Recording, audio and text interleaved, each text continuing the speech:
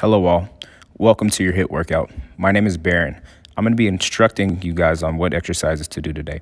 The only equipment we'll need is a bench or a stool and also a mat for you to lay on. So I'll start you guys off here with our warm-up. We'll have 6 movements that we'll do each for 30 seconds, and we'll take just one time through to do these. I'll have all these listed in the video below. As you see me doing here in the video, I'm moving around in space. If you don't have a lot of space, you're free to do these in place. Just make sure you're doing it for the proper amount of time, which in this case is 30 seconds. I won't go into too much detail about the first 2 movements here, which is high knees and butt kicks, as you just saw. But as I get into this lateral shuffle here with the hop, I just wanted to add, you don't need to do the hop. I like getting a little bit of plyometric and explosive movement in here just because it warms up my hips and also my ankle joints. But you do have the option to just shuffle back and forth. Again, just make sure you're doing this for 30 seconds.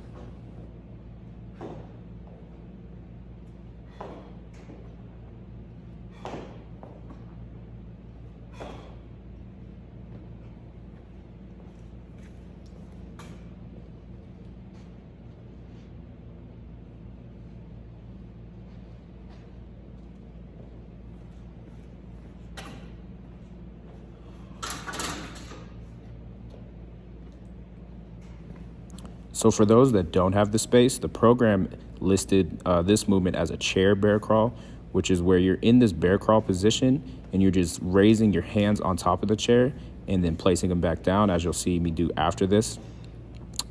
This is just your typical bear crawl that I'm doing in space here.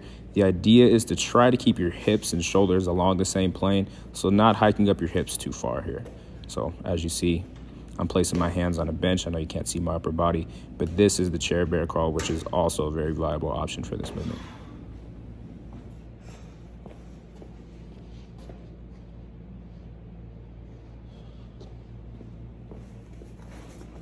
So this next movement, I call it cleat stretch. It's also known as world's best stretch.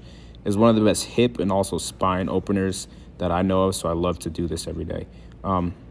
The ideal here is trying to get the shoulder past the knee, as you can see here.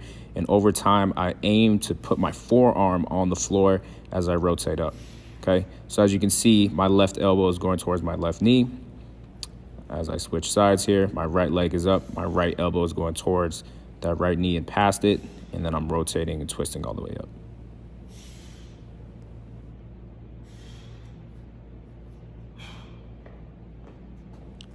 So if you have lower back pain and tightness, it's usually associated with hip tightness. So the scorpion stretch is a go-to to do for any warm-up.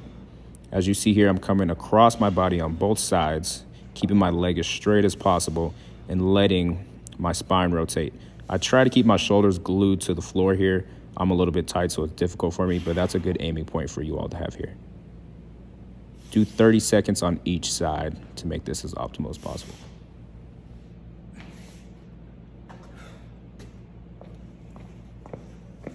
All right, guys, so after our warm-up, we're gonna put our focus on prep work. Prep work is an extension of a warm-up, usually small isolative movements around key joint areas and efforts of prepping for our larger movements. So I'll show you what we got for today. So for our prep work, you're gonna do 2 sets for 60 seconds of each movement on each side. The first is a hip car.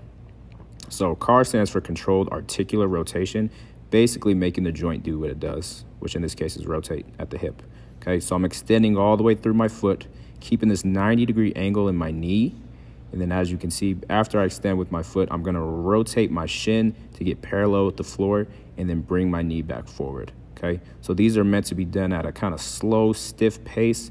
Act like you're trying to pull that leg through jello, if you will. It's also very important to keep your arms as straight as possible. You might have the propensity to kind of bend your elbows here, but make sure you're pushing into the floor, keeping your core engaged. As you see, I'm not rounding my back, and keeping your spine as neutral as possible. So the only thing we're really focused on moving here is that hip joint.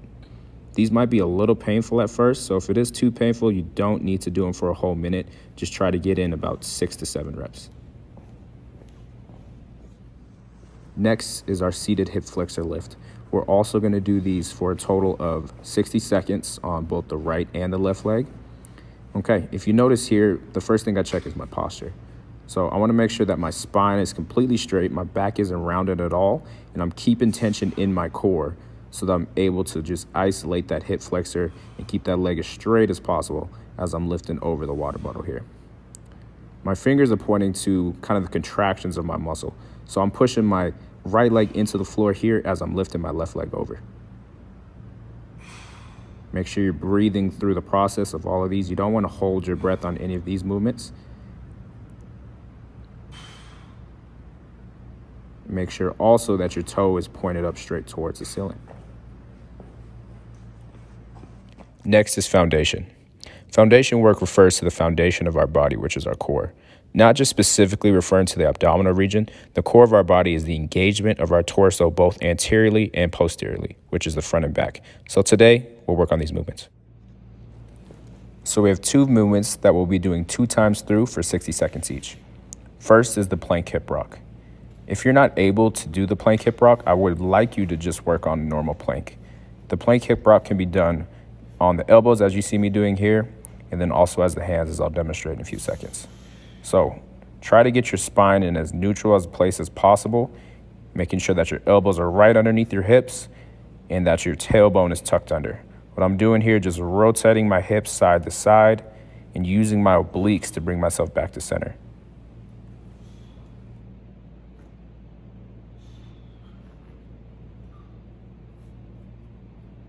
Just another variation of it is me doing it from my hands here. So people that have lower back pain, this might be a little easier for you to do. Also, if you have any shoulder pain and you're not able to go to your elbows, this also might be a better movement for you. Our second movement is going to be the prone back extension. So prone meaning I'm lying on my stomach here. What I'm trying to do is extend my lower back, and by doing that, I'll also be lifting my arms and legs to the ceiling. So to make sure this isn't a painful movement and more so engaging, make sure your tailbone is tucked under. So you don't want to have any rounding in your lower back here as you do this. If this is a painful movement for you, as you see I'm doing here, you won't move your legs and you'll kind of place your hands underneath your shoulders and just extend through the upper back and lifting your head to the top of the ceiling. Once you get the hang of this, you can try to add the leg lift in as well as I did at the end. Now for our motor and strength part. So this is the main course and meat and potatoes of our workout here. Usually strength is referring to any movements that we want to get stronger in, and motor refers to our conditioning. Since this is a HIIT class, we'll be combining these concepts together. So we'll have 4 movements that we'll do for 60 seconds each, and I want you to do 3 to 4 sets of these. I'll show the main movement and then also a variation. So first is the squat jump, okay? So doing your best squat, which is me screwing my feet into the ground and pushing my knees out, making sure my feet are about hip width apart. I'm pulling myself through the floor and then exploding out the floor as I pull my arms back to get that counterbalance. Here's another angle. So try your best to not let your shoulders roll forward too much. I'm doing that a little bit here. And you're trying to pull your hips through the floor and then drive back up through your heels.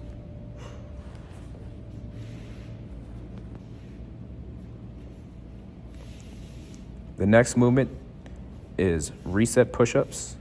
If you're not able to do push-ups, I'm just gonna have you hold the plank here. So the reset push-up is me allowing my chest and my whole body really to hit the floor. I'm sliding my hands up above overhead, sliding my thumbs back underneath my shoulders, and then pushing back up. If you get fatigued doing this, you're always available to do this from your knees. No shame in adjustment here. And again, with every movement we do, I want you to try to keep your spine as neutral as possible and engage your core. So next, here's where you need your stool or a bench or something to kind of rest our upper back on. So as I set up for this bridge, you notice my feet are about hip width apart again. I'm also screwing my feet into the floor to get that engagement through my feet, and I'm driving through my heels as I raise my hips to the ceiling. A lot of people kind of rest on their elbows with this movement. I want to make sure that your shoulder blades are shelved right on the bench here as you extend up. If you're fatigued doing multiple reps, you also have the option to hold.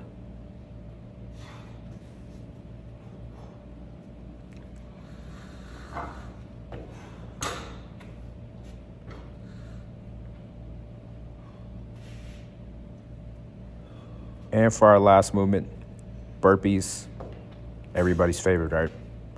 So with this variation of burpee, I'm allowing my chest, whole body to hit the floor, belly flopping almost, coming back to my feet, and then getting a small jump before I get right back into the next rep. If these get fatiguing for you, which they will, you do have the option to do a get up, which is me lying on my back, trying not to use my hands as I stand all the way back up.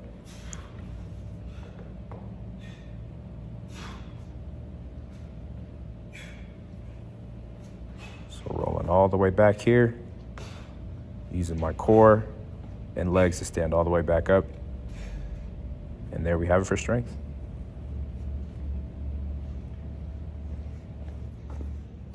Great work today, team. I'll have us wrap up our session with a few quick stretches to help us cool down. All right, everybody, find some space where you can sprawl out. We have 4 movements here that we'll do for 30 seconds each and just one time through. First is this glute crossover stretch. So as I bring my knee, I make sure that it's hip level across my body. I'm pushing my hand down on my knee as I'm pushing my knee up to my hand. Creates a good stretch in the hip that you also feel in the lower back. Try to keep your shoulders square and as glued to the floor as possible on this one as well. Moving into the next one, frog sit. This one is probably going to be tight for most of you because we all have tight adductors and groin muscles because of how often we sit. So I make sure that my knees are a little wider than my hips here and that my ankles and shin is directly under my knees so my heels aren't touching in. I'm pushing forward and then pushing my hips back as I feel that little bit of a pinch near my groin. This is a relieving feeling once you finish, trust me. So next into the hamstring stretch. So I want to make sure that my opposite leg is straight and I'm trying to straighten out my knee as much as possible. So I'm pushing my knee into my hands here. Once I get a little bit of a stretch for a couple seconds, I'll try to push that leg forward and keep it straight. And push it back a little bit more. And then we switch sides. You'll notice on a lot of these stretches that you'll be tighter on one side than the other. As you know, unilaterally, we tend to favor one side as humans. So these stretches gives us a good idea of which side we like to favor more.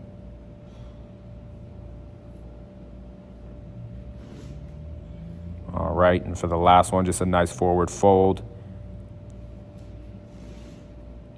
Trying to keep your legs as straight as possible. Reach toward those toes.